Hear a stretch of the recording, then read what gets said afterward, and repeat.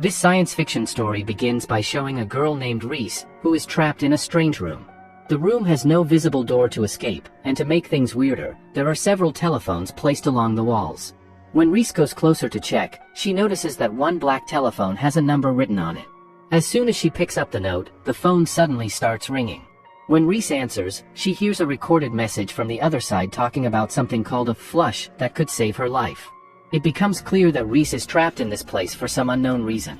Confused and desperate, she starts dialing different numbers on the other telephones, but every time, she only hears the same recorded message about the flush. While she keeps trying to figure things out, water suddenly starts flowing from all the telephone receivers, slowly filling the room. Reese realizes that if she doesn't act fast, she might drown. Then, she notices a toilet installed high up on the wall. It makes no sense to her. Why would a toilet be placed there?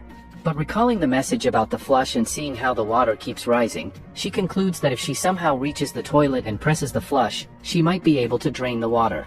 As the water level rises, Reese struggles but manages to reach the toilet. After inspecting it, she discovers there's no flush attached. Without it, there's no way to release the water. Suddenly, one of the phones starts ringing again, even though she didn't dial it. Taking one last chance, she dives underwater, answers the phone, and finds a broken piece of a flush mechanism inside. She quickly takes it, attaches it to the toilet, and presses it. To her relief, all the water starts draining out, saving her life. But what kind of upside-down world is this? The truth is finally revealed. Reese is inside a simulation. Everything she experienced was part of a high-tech virtual reality game. She's actually a player in an advanced gaming zone where other gamers compete in huge tournaments. Exhausted after completing such a dangerous mission, Reese decides to go home. It's late at night when she arrives. Her father, Chris, is waiting for her. Reese's mother had passed away long ago, and since then, she's lived alone with her father. The two share dinner, talking happily about their day. It's a beautiful example of good parenting, when children openly share their day with their parents. If more parents encouraged this kind of communication, families would grow stronger and happier. But suddenly, an eerie sound spreads throughout the city. Within seconds, all the electricity and the internet go out again, throwing everything into darkness. Reese panics, but her father quickly lights a lantern, bringing a faint glow to the room. Unfortunately, a short circuit has destroyed Reese's only computer, the one she used to play her video games at home. Repairing it would cost a lot of money, and she feels crushed since she was planning to meet her friends again at the gaming zone. Seeing her disappointment, Chris gently tells her that sometimes it's good to take a break from technology.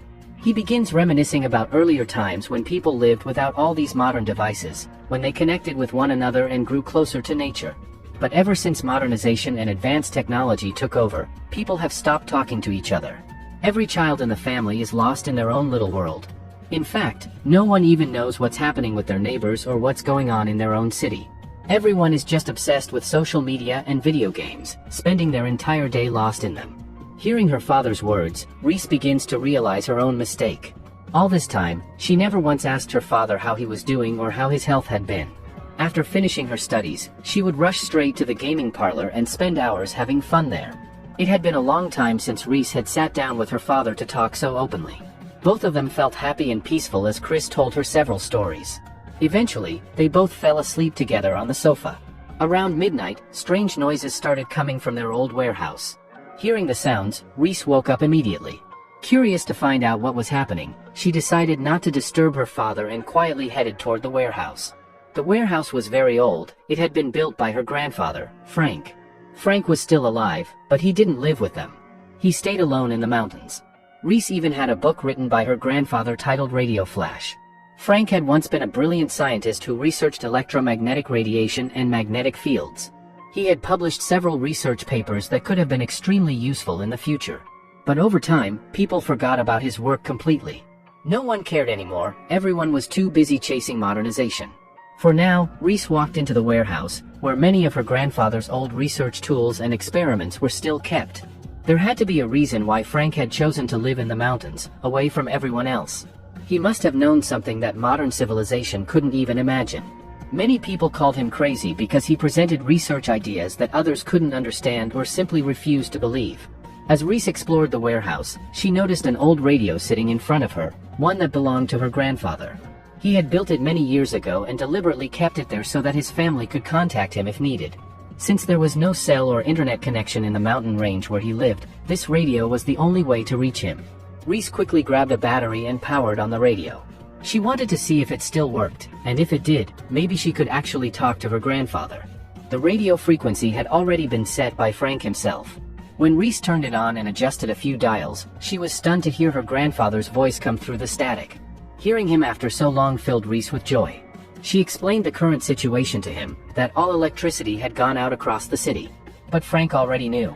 In fact, he had predicted this exact event years ago. He told his granddaughter that this was an electromagnetic attack coming from outer space, something on a massive scale. And worse, this was only the beginning. Even greater dangers were yet to come, ones that could threaten the entire human race. Frank urged Reese to come to the mountain range immediately with her father. He had already made preparations there to survive without relying on modern technology. He gave her a detailed map showing the route to reach him and a walkie-talkie that would automatically connect once they came within his signal range. Reese was the only one who truly believed in her grandfather's research.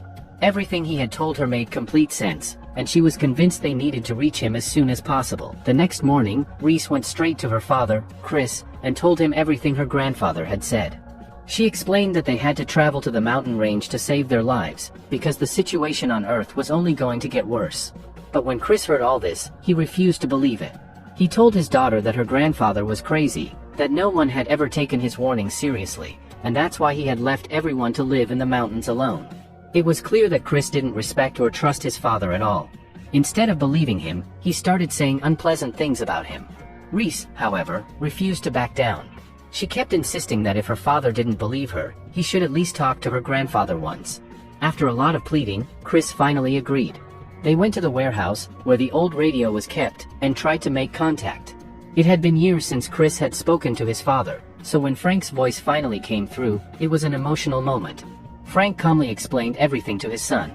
He told him that the blackout they were experiencing was the result of electromagnetic radiation coming from outer space, filled with dangerous solar waves. Those harmful rays had already knocked out all electricity and internet systems, and soon, things would get even worse. The radiation would start affecting human bodies directly. Frank urged his son to bring Reese and come to him immediately. He had spent years preparing a place in the mountains that was completely self-sufficient, built to survive even if all modern technology failed.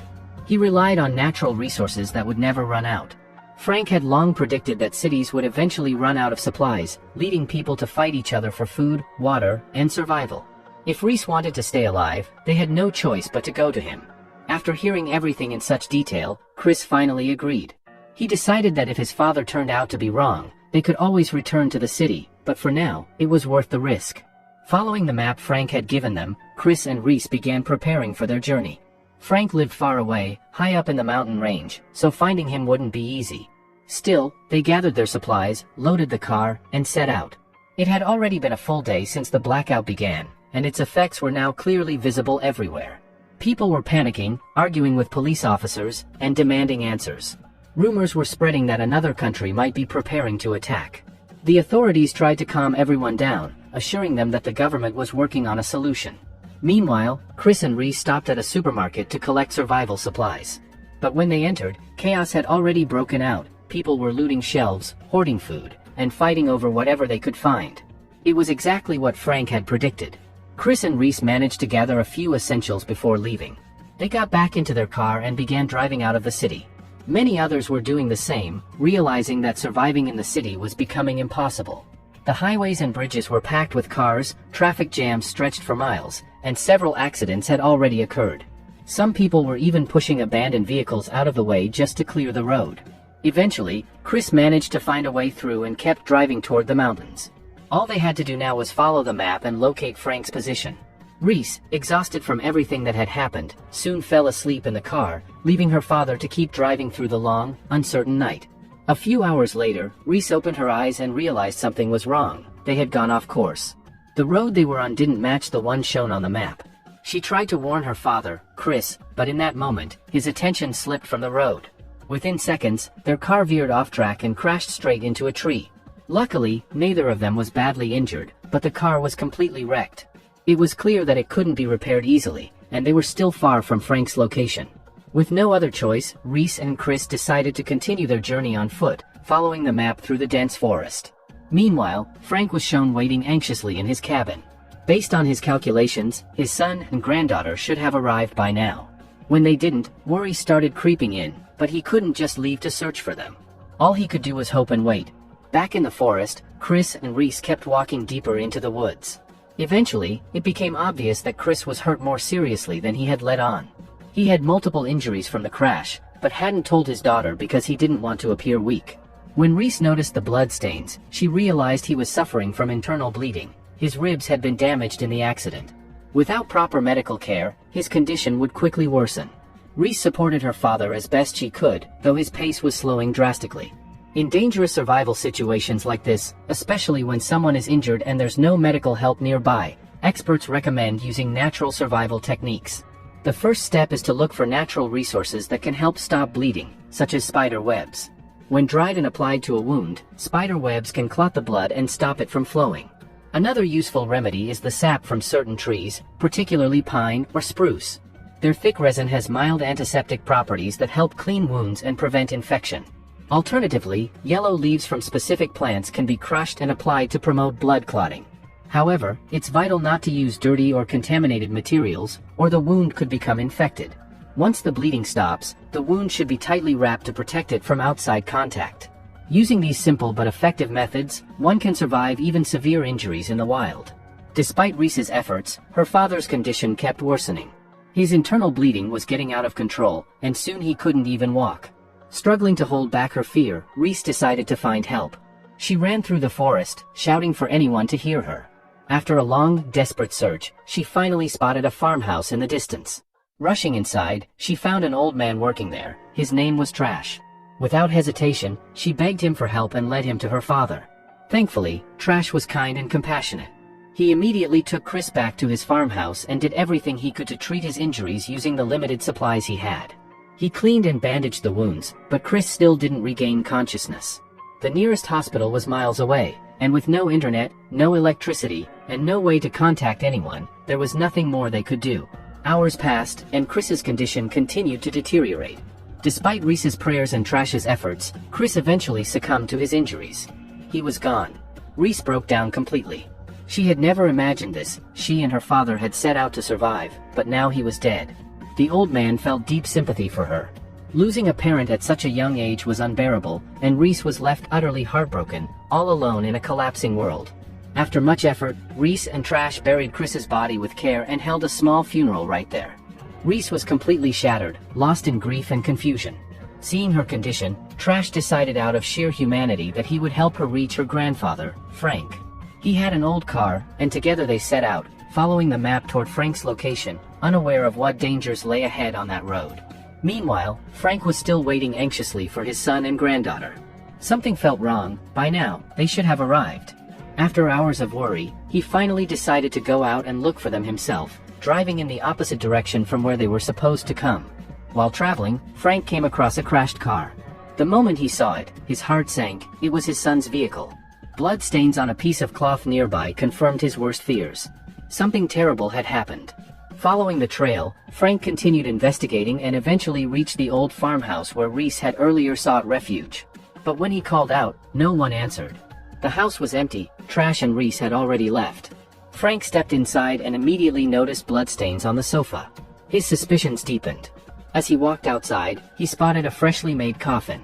The wood was new, the dirt still unsettled. In that instant, he knew the truth. His son Chris was dead.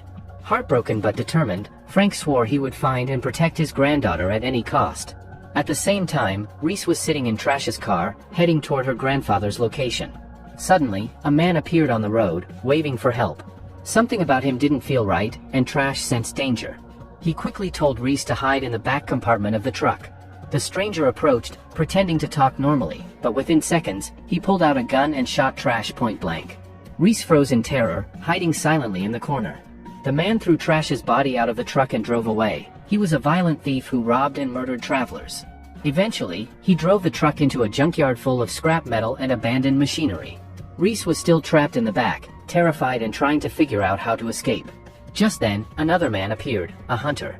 He looked strange and menacing. Hearing noises from the truck, he aimed his rifle and, without hesitation, shot the thief dead. Reese gasped in fear. Before she could think, she ran for her life. But the hunter spotted her and chased her through the junkyard. She couldn't get far. He caught her and dragged her to his house, an old, decaying cabin deep in the woods. When Reese regained consciousness, she found herself face to face with a horrifying old woman. The woman sneered and said she had lived there for many years, and the hunter was her son. She told Reese coldly that entering their territory without permission was a crime that came with punishment. It became clear that Reese was now in grave danger. The old woman promised that Reese would pay for breaking their rules. Meanwhile, Frank, still searching tirelessly, came across Trash's body lying on the road. He recognized him immediately from the photograph he had seen earlier at the farmhouse. Realizing what that meant, Frank knew his granddaughter was in serious danger and that he had to find her fast. Back at the cabin, Reese sat trapped as the old woman and her son stood before her. The woman began rambling about her twisted family. Her son, the hunter, was named Billy, and she mentioned another boy, a shy and reclusive one named Quill, who never left his room. It became horrifyingly clear that this was not an ordinary family. They were psychopaths, murderers who took pleasure in torturing and killing anyone who crossed their path. Reese was heartbroken as she told the old woman, "My father is dead. Please, I just need to reach my grandfather. He's on top of that mountain, and I know the way." But the old woman didn't listen to a single word. She coldly said, "You're not going anywhere. Not until we find a use for you." No matter how much Reese pleaded, the old woman spoke to her cruelly, declaring that she would have to live there forever. Scared and helpless, Reese was told to go upstairs and sleep. She obeyed quietly, trembling with fear. As night fell, Reese couldn't stop thinking about escaping. Once everyone was asleep, she carefully got up, found the keys, and unlocked the door. Without looking back, she ran as fast as she could into the dark woods. But the old woman soon realized what had happened. Furious, she sent her son Billy to catch Reese. Billy ran like a wild animal through the forest, and before long, he caught up with her. He knocked her unconscious, tied her up in a sack, and hung her from a tree. Mercy was something this family didn't understand. As punishment, Billy left Reese hanging there all night, without food or water, suffering in silence. Hours later, a bear appeared beneath her, growling hungrily. Its sharp claws scraped at the ground, ready to tear through anything. But Billy was there, watching. He had deliberately used Reese as bait to lure the bear.